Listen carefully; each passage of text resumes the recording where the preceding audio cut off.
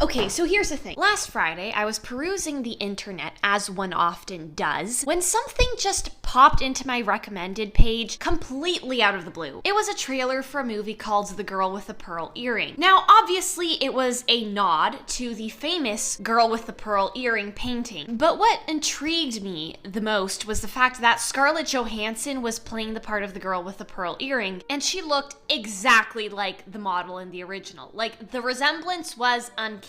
Why this threw me for a lot of a loop, we'll never know. All I can say is that the thought of recreating that painting just popped into my head at that moment, and now we're here. So this madness began in the early hours of Saturday morning. I grabbed a 20 by 24 inch canvas and got to sketching the proportions. And before you ask, yes, I still do use a ruler and a calculator to get the ratios and proportions correct. It's a lot like using a tractor to garden, if that makes sense. But I like it that way, so I'm not gonna change it. Also, worth mentioning, I would use a grid for this part, but that scares me a lot, so I'm not going to. Anyways, after 2 naps, 3 dance parties, and several attacks of frustration, I was finished sketching it out. It was already 11:36 a.m. and I had a lot of work to get done, so I sat down immediately and got to painting. Now, the great thing about this painting is that a good 60% of it is just black. So I started by painting the entire background the darkest shade of acrylic black paint I had. It was like a void staring back at me, engulfing me, eating me up. A black abyss with God knows what lurking at the bottom. But that's getting ahead of ourselves. I finished the black background in about 20 minutes and painted the edges of the painting in another 10 minutes. Now you might be thinking, Joanna, you've literally done nothing so far.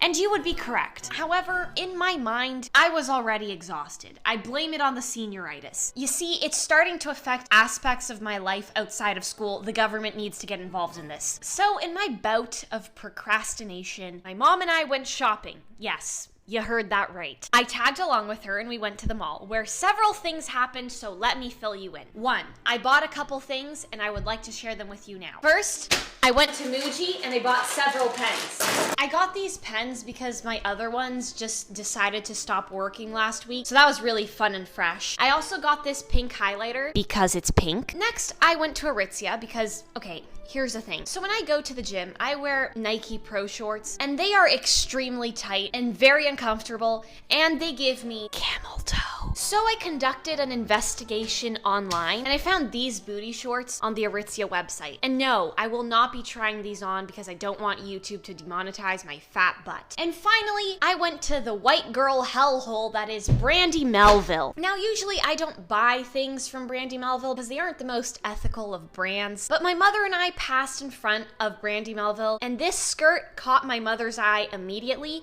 and she screamed at me to buy it. I had no other option. Is it cute? Sure. But as I've said before, if I can't wear it during the apocalypse, I'm not going to put it on my body. Something else that happened while we were shopping was that my mom and I decided to go and try on sunglasses for shizzles and giggles. We tried on many sunnies of different shapes, colors, sizes, races, creeds, and religion. But it didn't matter because no matter what, I will always come back to the same pair. And finally, I was walking through the mall when I encountered this sandal just chilling. What intrigued me, however, was that it was just the one shoe. Where was its sibling? This reminded me of something I saw when I was very little, and I was never able to forget. I swear to you on my life that what I'm about to tell you legitimately happened, even though my mother refuses to admit it. So when I was little, my parents and I went to Canadian Tire. We got out of the car and were walking to the entrance when I noticed this guy walking in just ahead of us. He wore a burgundy bucket hat, a red t-shirt, black shorts, and flip-flops. Now, as he's going through the doors, he seems to lose one of his flip-flops. Like, just leave it and keep walking. And it's just the one. How do you do that? He didn't come back for that shoe. I doubt he even noticed that one of his foots was shoeless. Now, this memory has plagued me ever since I was little, and my mom tries to convince me that it was just a figment of my imagination, but I refuse to admit that. Just like I refuse to admit that there is in fact a monster beneath my bed. My dudes, this preamble has finally come to an end. Things are about to get really scary really quickly. I just want to make sure that before we begin, in, everybody has their seatbelts on and knows where the emergency exits are. I've already set out my paints. I'm gonna start on the face now. Wish me luck. Let's begin this madness. And thus I started painting. First up, the eyes. This was easy enough. Her eyes are actually quite blisteringly white, so there wasn't much shading in this part. Same goes for the skin around her eyes. The girl needs to sit in the sun for a fat one. She's rivaling Edward Cullen in the sickly pale category. Good evening, my dudes. So it is now 10:30. I've just awoken from a quick 30-minute nap because I was falling asleep at my post. I finished painting the eyes and I have to admit they're looking pretty good. Usually it's at this point that things start to go haywire, so I'm surprised that it's actually holding up. The sun, you may be wondering, has officially said goodbye. It is completely and utterly dark outside, so we've commenced the long haul into the darkness of the night. I'm sorry I'm using really big words to construct my sentences.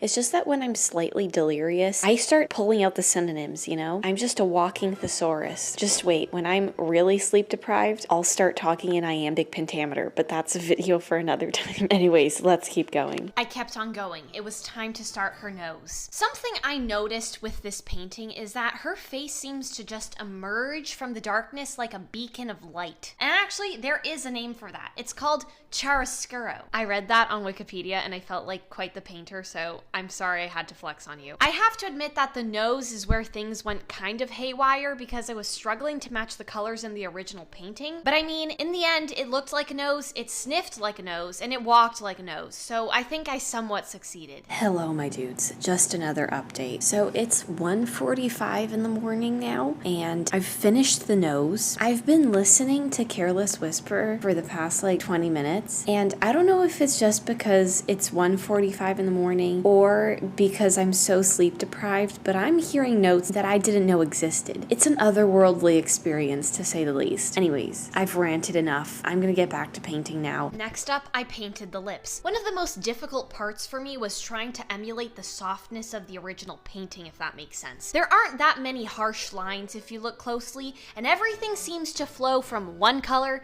to the next color. I mean, I would use Jaclyn Hill's new lipsticks to do the lips, but I don't want to get mold on my painting. The only other thing of interest that happened during this part was that sometime at around 2 a.m., Billie Jean came on, and I dropped everything and had the world's quietest dance party so as to not wake up my parents. Now, if you tell me that this is unnecessary, I will pop off on you. You have lost your mind. This is absolutely necessary. It's literally Newton's fourth law, and you can't make that up. Anyways, as soon as that song was over, I was back to painting. I could not afford another procrastination attack. I started on the rest of her face. I was really trying to not make it patchy like I did when I attempted to paint the Mona Lisa, and I think for the most part, it wasn't that bad. I also have to admit that this was when her left eye really started to look wonky. I don't know if it's her alarmingly white skin or maybe my poor shading, but it started looking really lopsided. My dudes, we have finished painting the face. Not gonna lie, she's looking pretty flat, so I'm gonna have to figure something out with that. But regardless, I'm gonna take a break now, aka I'm gonna nap for a fat one. And then I'm probably gonna go to the gym because, okay, here's the thing. Sometime at around 4 a.m., the big, fat, ugly monster in my stomach decided to rear its ugly head, and it caused me to eat several avocados. So let's just say I have to burn a couple calories. So that's probably what I'm gonna do at around 7 or 8 a.m. The sun is starting to come up. I read somewhere that last night it was supposed to be a full moon, but Taylor Lautner did not come running shirtless into my house at any time. So I think they might have been a little bit wrong on that one. But anyways, I'm gonna take a nap now because things are getting blurry, and I'll see you guys in a bit. Fast forward a good 2 hours. The time was 7:30 a.m. I had just awoken from my power nap, and I was staying true to my claims of going to the gym. Those avocados were not going to burn themselves, so I got ready to go to the gym myself because neither of my parents were awake. This was quite daunting, since I am an only child who was barely allowed to use public transit through fear of kidnapping. But I survived, I completed my gym shenanigans, and was back home before you could say smoked turkey boobs. Good morning, my dudes. It is now 9:30. I'm eating breakfast. I'm back from the gym. I'm a new woman, you know. The rest of the painting's probably gonna go by pretty quickly because I find that fabric doesn't take that long for me, but I don't know. It might just be because I'm not that good. So there is one thing I want to discuss with you guys, and it's this. Let me explain. So I went to Loblaws the other day and they did not have tortillas anymore. What? I feel like I'm violating every law in the American Constitution. There's so much wrong with this. I feel violated. My insides feel violated. This avocado feels violated. It deserved better. But unfortunately, this is what I'm stuck with for this week until Loblaws figures itself out and gets more tortillas. Anyways, that got pretty heated. My dudes, here we have entered the home stretch. The hardest part of the painting was over, and it was time that I begin her clothes. First up, her blue turban. At first it was kind of looking poopy, but then I blended it all together in a panicked state, which usually doesn't work, but for some reason it worked this time. Next, that earring. I don't really know how people make things shiny. It really baffles me when I see paintings of metal and it looks like I'm looking at a mirror, but I just placed the colors where I saw them and it ended up looking kind of shiny, so I'm happy with that too. Her blouse, shirt, whatever you want to call it. It was a disgusting shade of mustard, but I plugged my nose and got to painting. Now, painting fabric always goes one of two ways for me. It's either a pain in the butt, or it cures the anxiety I don't have. And unfortunately, in this case, it was the former. I didn't put in this footage, but it actually took me 6 hours to finish all of the fabric on this painting. Why? Because I kept on taking breaks every 3 minutes. If you think about it, it's kind of like going into labor. The episodes of procrastination get stronger and stronger and closer together until you're done with the painting. Anyways, so now we're here. I've finished this monstrosity, so let's talk. Honestly, I'm kind of surprised by how it turned out. This is only my third oil painting portrait, and I think I can definitely see some improvement from the first one I've done. Now, I did end up retouching the forehead and the eyes because to me it seemed like she was looking a bit one-dimensional. Other than that, however, I'm pretty happy with how this turned out. But I'm even more happy that this is over with, and I'm not gonna do this again. But with that, my dudes, I think I'm gonna end this video now. Thank you for coming along with me. I hope you enjoyed spending some time with me whenever it is that you're watching this. I love you so much, and I'll see you guys in the next one. Have a good night.